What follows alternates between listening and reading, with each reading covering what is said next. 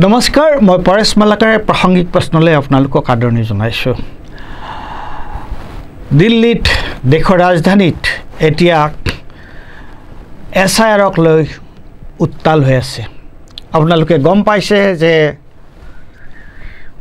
উচ্চতম ন্যায়ালয়ে সৌসিদনা দিয়া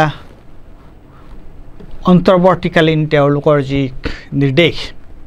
বিহাৰত এছআইআৰ ভোটৰ তালিকা সংশোধনৰ সন্দৰ্ভত যি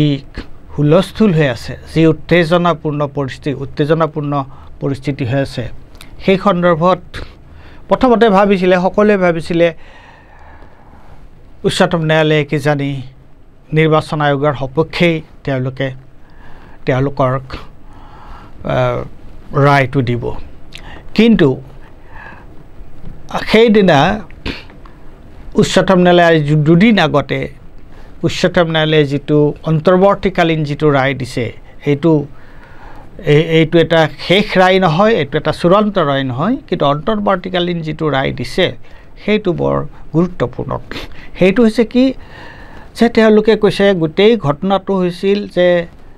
65 লাখ ভোটাৰৰ নাম ভোটাৰ লিষ্টৰ পৰা বিহাৰত ভোটাৰ লিষ্টৰ পৰা কৰ্তন কৰা হৈছে আৰু এইটোক লৈ এটা হুলস্থুল যে বিৰোধী পক্ষই কৈছে যে আচলতে যিসকল গৰীব দুখীয়া মানুহ তেওঁলোকৰ নাম ভোটৰ তালিকাৰ পৰা আঁতৰাই দিয়া হৈছে বিভিন্ন অজুহাতত আৰু এতিয়া উচ্চতম ন্যায়ালয়ে কৈছে যে তোমালোকে নিৰ্বাচন আয়োগক কৈছে যে তোমালোকে যে এই 65 লাখ মানুহৰ ভোটাৰৰ নাম ভোটাৰ লিষ্টৰ পৰা কাটিলা কৰ্তন কৰিলা তে সেই নামবোৰ তোমালোকৰ ৱেবছাইটত সেইবিলাক তোমালোকে আপলোড কৰিব লাগিব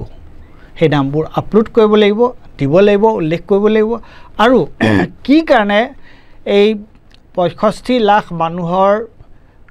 নাম কি কাৰণে কৰ্তন কৰা হ'ল ভোটাৰ তালিকাৰ পৰা বাদ দিয়া হ'ল সেই কথাটো তাত উল্লেখ কৰিব লাগিব আৰু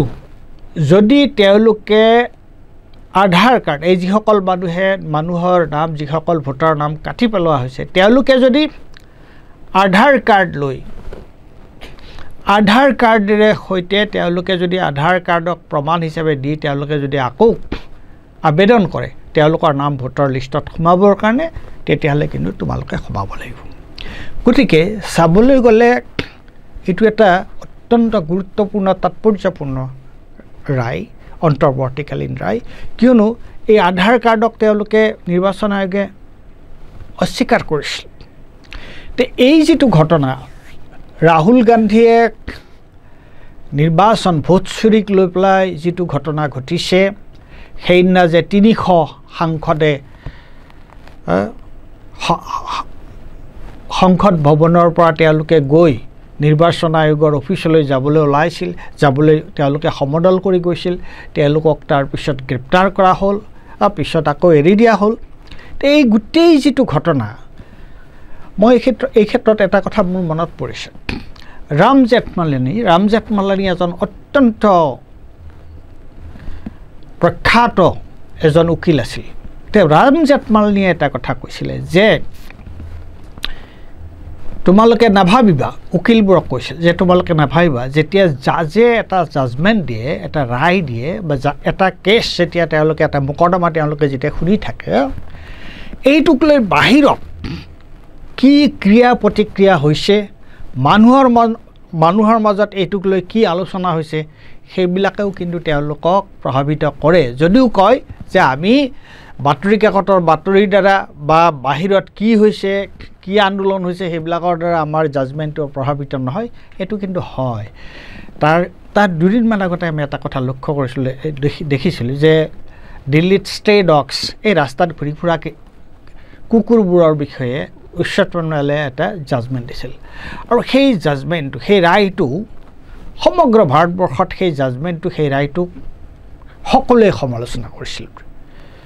আৰু তাৰ পিছত কিন্তু উচ্চতম ন্যায়ালয়ে কি কৰিলে সেই ৰায়টোৰ তেওঁলোকৰ ৰায়টো পুনৰ বিবেচনা কৰিবলৈ বাধ্য হ'ল গতিকে ভোট চুৰিক লৈ সমগ্ৰ দেশত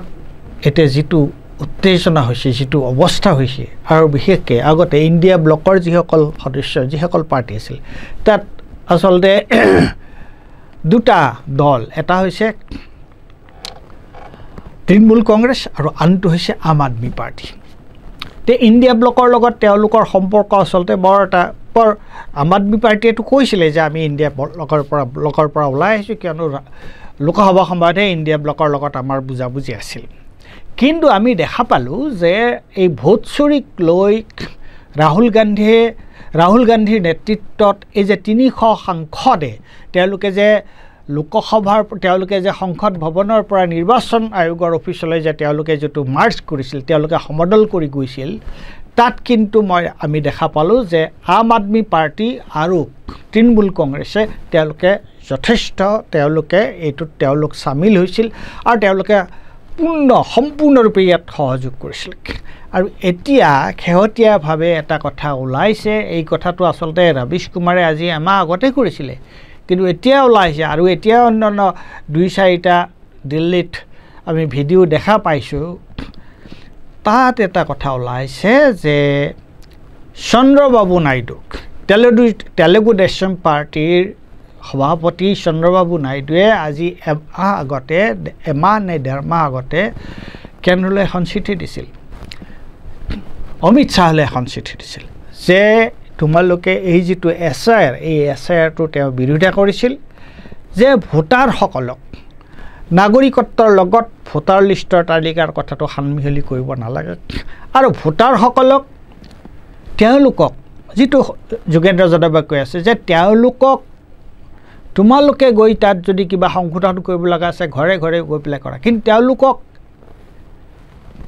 তেওঁলোকে ভোটাৰ হয় নে নহয় প্ৰমাণ কৰাৰ দায়িত্বটো ভোটাৰসকলক দিব নালাগে। তে এইটোক লৈও এটা হুলস্থুল হৈছে। কোনোৱে কয় যে এইটোৰ লগত এই ধনখৰ যে আমাৰ উপৰাষ্ট্ৰপতি যে তেওঁ যে হঠাৎ পদত্যাগ কৰিলে, গতিকে কোনোৱে এতিয়া এই ধৰণৰ কথাও কৈছে যে এই যে ভোট চোৰৰ কথাটোক লৈ পেলাই ৰাহুল গান্ধীৰ নেতৃত্বত সাংসদবোৰে যিটো ভূমিকা পালন কৰিলে, তাত গোপনে TDP তেলেগু দেশম পাৰ্টিৰ MP সাংসদ আৰু JDU নীতিশ কুমাৰৰ সাংসদ আহিও তেওঁলোকক সমৰ্থন জনাইছে আৰু তেওঁলোকক এই কথাটোত এই ধৰণৰ এটা ভূমিকা লোৱাৰ কাৰণে তেওঁলোকে বাহবা দিছে। এইটোক লৈ দিল্লীত বহুত জল্পনা সৃষ্টি হৈছে যে কি কোনোবাই আনকি এনেকুৱা ধৰণৰ প্ৰশ্ন উত্থাপন কৰিছে যে তেলেগু দেশম পাৰ্টিৰ চন্দ্ৰবাবু নাইডুৱে কি চৰকাৰৰ পৰা, মোদী চৰকাৰৰ পৰা, বিজেপি চৰকাৰৰ পৰা তেওঁলোকে কি সমৰ্থন উঠাই ল'ব নেকি? মিড টাৰ্ম ইলেকশ্যন হ'ব নেকি? বিভিন্ন ধৰণৰ কল্পনা চলিছে আৰু সাহসীয়া দলটো যথেষ্ট অসুবিধাত পৰিছে। আৰু সেইকাৰণে এফালে বিৰোধী পক্ষই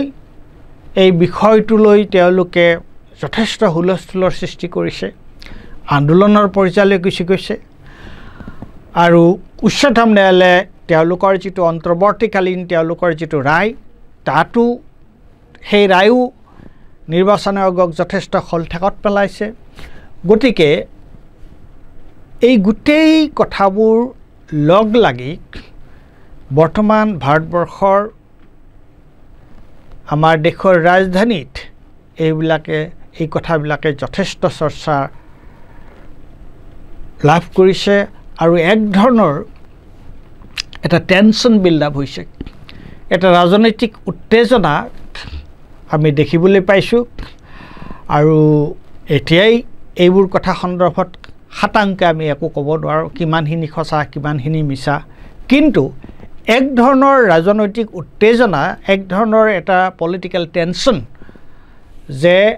দিল্লীত আৰম্ভ হৈছে এই SIRক লৈ আৰু ভোট চুৰিক লৈ, এই সন্দৰ্ভত কিন্তু কোনো দ্বিমত নাই। সি কোন দিশে গতি কৰে, কোনফাললৈ যায় সেইটো কোনেও ক'ব নোৱাৰে, কিন্তু এটা ৰাজনৈতিক উত্তেজনা যে সৃষ্টি হৈছে এতিয়া এই মুহূৰ্তত এই ভোটাৰ তালিকা সংশোধনক লৈ সেইটো কিন্তু কোনেও নুই কৰিব নোৱাৰে গতিকে অহা আগন্তুক